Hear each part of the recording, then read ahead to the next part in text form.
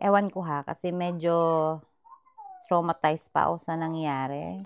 Traumatized pa ako sa nangyari. So, biglaan kasi talaga. Naaksidente kami.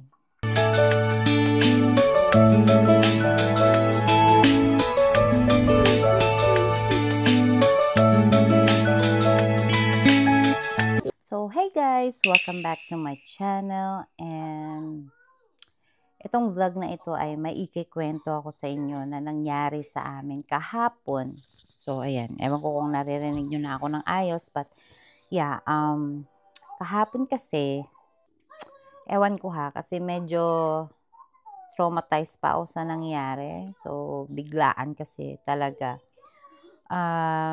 Kaya hindi ako nakapag-vlog kahapon ng ayos. So, kahapon kasi talaga ay nung sumundo ako ni Kuya, kasama ko si Alicia. Pag-uwi namin ay naaksidente kami. Kasi, ang nangyari kasi noon, nung pauwi na kami, nasa main road ako. Tapos, syempre, kapag main road ka, ikaw talaga ang priority. Yung mga gilid ng mga street niyan ay kailangan maghihintay talaga sila kung ano yung, kung clear na ba ang main road. Kasi ganito naman dito sa Canada, di ba? Kung ikaw ang nasa main road, ikaw yung priority. Yung mga nasa gilid ay kailangan mong mag-stop. So, ganyan ka-importante ang mga stop sign, guys. Kaya mag-iingat talaga and kailangan natin sundin yung rule ng stop sign na yan kasi napaka-delikado. Lalo na kapag papasok ka ng main road. Kapag papasok ka ng main road, dapat doble ingat ka. Titingin ka left or right kasi gaya ng nangyari sa akin kahapon, nasa main road ako. Tapos yung nabangga ko ay bigla siyang lumabas dito sa left ko. Kasi hindi ko sure ha. Pero sabi niya sa akin ay nag-stop na daw siya ng 3 seconds. But then I told her, even if you stop, you still need to double check left and right kasi I'm on the main road. Kasi yung street kasi na yun guys ay marami kasing parking doon na naka-park sa kalsada. So, hindi ko talaga kita. Hindi kita yung mga gilid-gilid kasi nga ang daming nakaharang.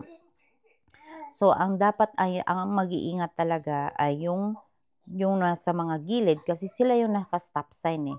So, syempre ako, going lang ako kasi nga meron din akong kasunod na mga sasakyan. But then, ang takbo ko lang ay nasa mga 30 to 40 kasi meron din akong kasalubong. So, makipot sobra yung daan namin. So, kailangan ako magbabagal kasi kung hindi ako magbabagal, aakyat ako dito sa may gutter sa gilid. So, yun. Nung naglagpas na kami nung kasalubong ko na sasakyan, syempre ay nag-drive na ako ng ayos. But then, bigla siyang lumabas sa harapan ko. So, nung nakita ko siyang lumabas, nag-brake ako guys. As in, inapakan ko ng todo talaga yung brake ko. Tapos, hindi talaga kaya, inabutan ko ba din talaga siya, yung sasakyan. Inabutan ko pa din talaga siya. Tapos, natamaan ko yung gilid niya. So, nakipagtalo pa ako kasi ang lagi niyang ini-insist sa akin na, give me your license, give me your license. Tapos, sabi ko, bakit ako yung magbibigay ng lisensya? Sa isip-isip ko. Tapos, hindi na nagpa-process yung utak ko. Kasi syempre nabigla ako. Ang iniisip ko kasi may anak ako sa likod. May 2 anak ako. Tapos, sabi ko, no, give me your license also. So, nakita ko siya, nagdala siya ng wallet. Naghahalongkat-halongkat siya kunyari sa wallet niya, nakukunin niya yung lisensya niya. So, nung sabi ko, oh, here, para matapos tayo kasi may mga sasakyan na sa likod namin. Ganito kasi dito guys eh. Kailangan nyo mapag-usapan para hindi ka makaistorbo sa mga sasakyan. So, hindi na namin kailangan tumawag pa ng pulis. So, kami, mag-i-exchange lang kami ng mga information, license, para kami na yung magre-report sa sa amin dito sa Winnipeg ay MPI ang tawag, Manitoba basta MPI ang tawag namin. So, well, anyways. So, yun. Binigay ko sa kanya yung license niya. So, hindi niya binigay. So, ngayon, bumaba ako ng sasakyan kasi nanginginig ako guys, bumaba ako. Tapos hinabol ko siya, sabi ko, I need your license please. Kasi pag tumawag ako, wala akong maibibigay na information. So wala na, nag-video na ako kasi tumakbo siya. As in, ano talaga, tinakbuhan niya ako. So, nalungkot ako syempre kasi imbis na kukunin ko yung lisensya niya, tapos ang lisensya ko lang yung kinuha niya. So, mautak siya, 'di ba? So, ngayon, nung nagdadrive ako sa bahay, as in nanginginig ako guys. As in traumatized talaga, nanginginig ako. So, tapos yung anak kong panganay, si Ethan, sabi niya, Mami, natakot pa ako. Sabi niya ganon. Kaya naawa din ako sa panganay ko kasi syempre first time namin yun guys. Tapos, nung nandito na kami sa bahay, sabi ko, Daddy, kailangan natin asikasuhin ka agad to kasi baka balik ta rin ako. Kasi nga, kinuha niya yung lisensya ko, tapos bigla na siyang tumakbo. Tapos sabi ko, Daddy, pwedeng mag-absent ka ngayon. So, si Daddy ay pina-absent ko kasi dapat mag-duty siya ng gabi. So, pumunta kami ng MPI dito sa may St. Mary's. Nag-ask kami ng kasi first time talaga namin guys, hindi namin alam kung paano yung proseso. So, doon, nung papunta kami ng St. Mary, bumalik kami doon sa area kung saan kami na-aksidente para ay kukuhanan ko ng video at saka picture kung saan nangyari. Pero nung nandun kami guys, nakita ko yung babae. Nakita ko yung babae na yung nabangga ko, nagbibideo din siya.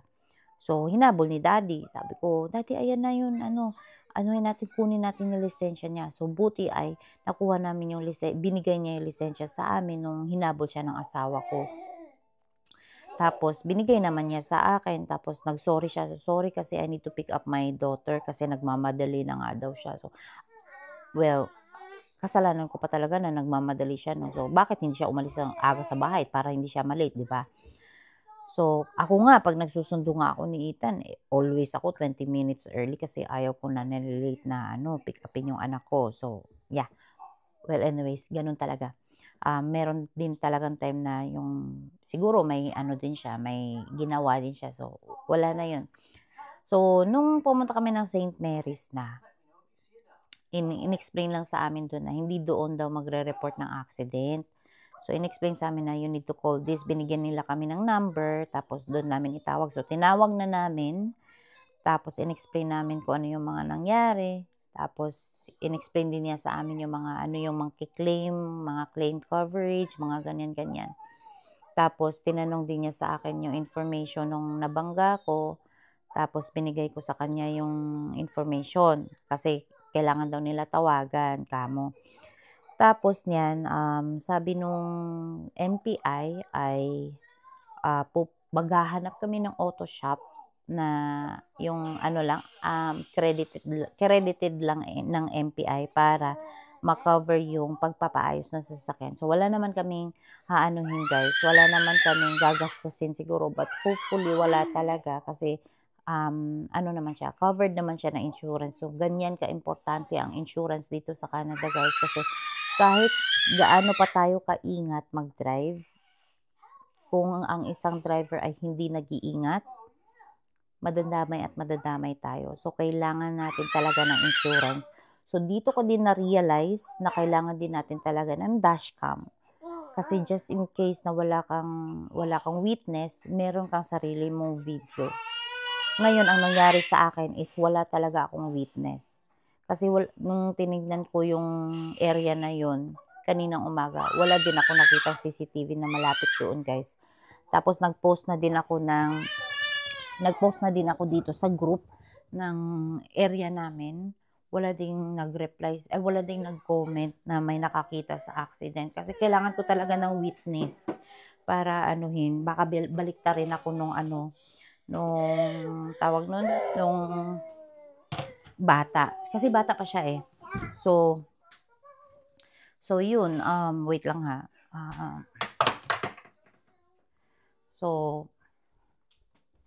Sana tayo? So, mamaya ay kukontak na kami ni Daddy kasi natawagan ko din yung pamangkin ng asawa ko. Meron silang meron silang auto shop. Wait lang. So, yun, merong auto shop sila na doon sila nagpaayos din nung na-aksidente yung pamangkin ng asawa ko. So, doon kami magpapagawa. Tatawagan muna namin kasi by appointment guys eh. By appointment yung pagpapaano. So, yun, magpapa-appointment pa kami guys. Kasi parang ang mangyayari niyan, tatawag kami for appointment ng magpapa-estimate kami. Kasi kailangan magpa-estimate muna kung magkano yung maka-cover nung sasakyan. So, ganun daw ang mangyayari eh. But hindi ko pa sure talaga kasi hindi pa natawagan ni daddy. So, sana ay meron lang silang mga piyesa kasi ang sabi nung pamangkin niya ay depende daw kasi kung gaano katagal dumating yung mga kailangan na piyesa ng sasakyan.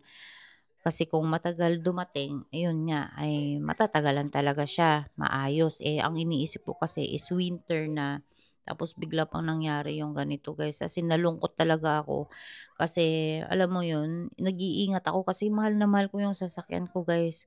Alam nyo, ako, babae ako pero ingat na ingat ako sa sasakyan talaga. Talagang tinitreasure ko yan kasi alam ko dugot pawis yan na pinambayad ng asawa ko. Kaya nalungkot ako but that's okay. Ang importante ay safe kami ng mga bata. So yun, ikwento ko din kagabi, hindi kasi namin natignan ng ayos yung lisensya nung nabangga ko eh.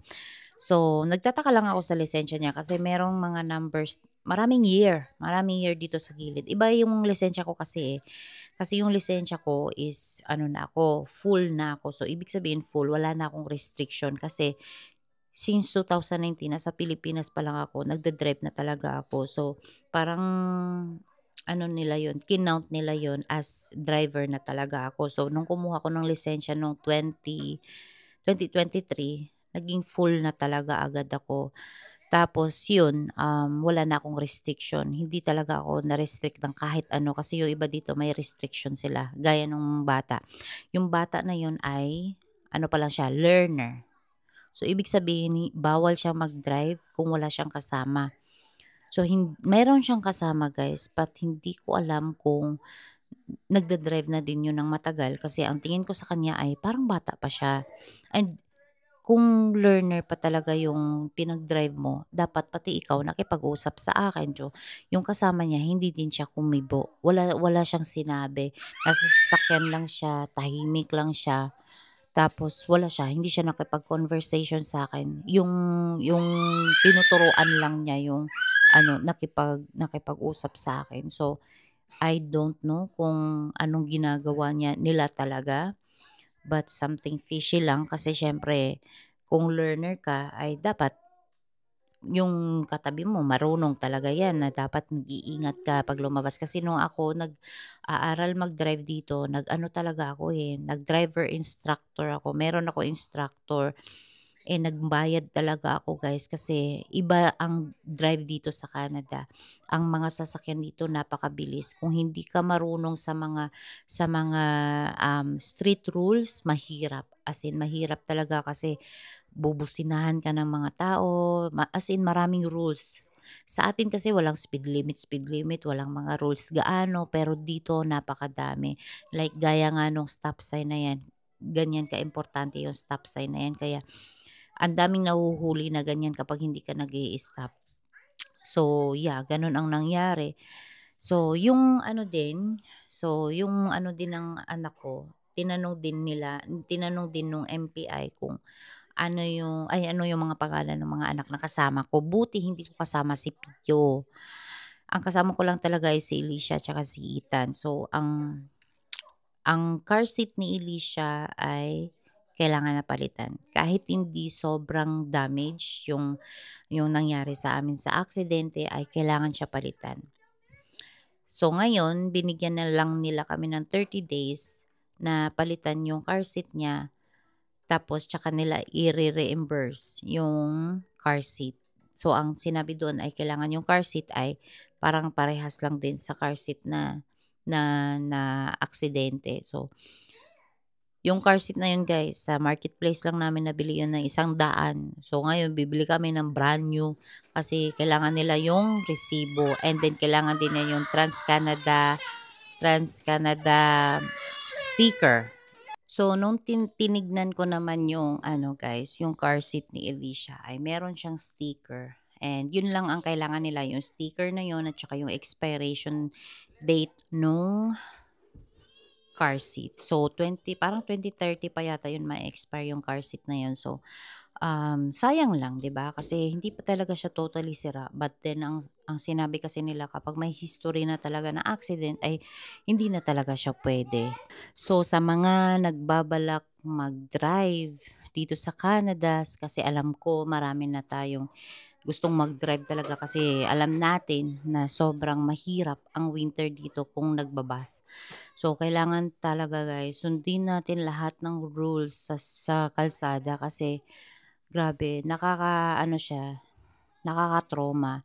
So, okey lang 'yang sasakyan na 'yan, eh, kasi mapapalitan 'yan, magagawa 'yan, maaayos 'yan. But then ang trauma kasi na nangyari sa amin ay, alam mo 'yun, nakakatakot. Like nanginginig talaga ako. First time in my life talaga na naaksidente ako kasi ingat na ingat talaga ako mag-drive guys kasi alam ko meron akong mga anak na kasama. Kahit saan ako pumunta may anak akong kasama.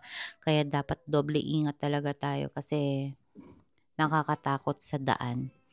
So, sa mga magda-drive or sa mga nag-driver na kasi marami talagang hindi sumusunod sa stop sign na 'yan dito as in hindi talaga sila nag-i-stop, harurot lang na harurot. Please sundin natin kasi maraming yung mga buhay ang nakataya sa atin kapag nasa kalsada tayo. Mahirap na, mahirap guys as in kung meron lang sanang makapagsabi na kung gaano talaga kaimportante yung mga rules sa kalsada as in sobrang importante talaga.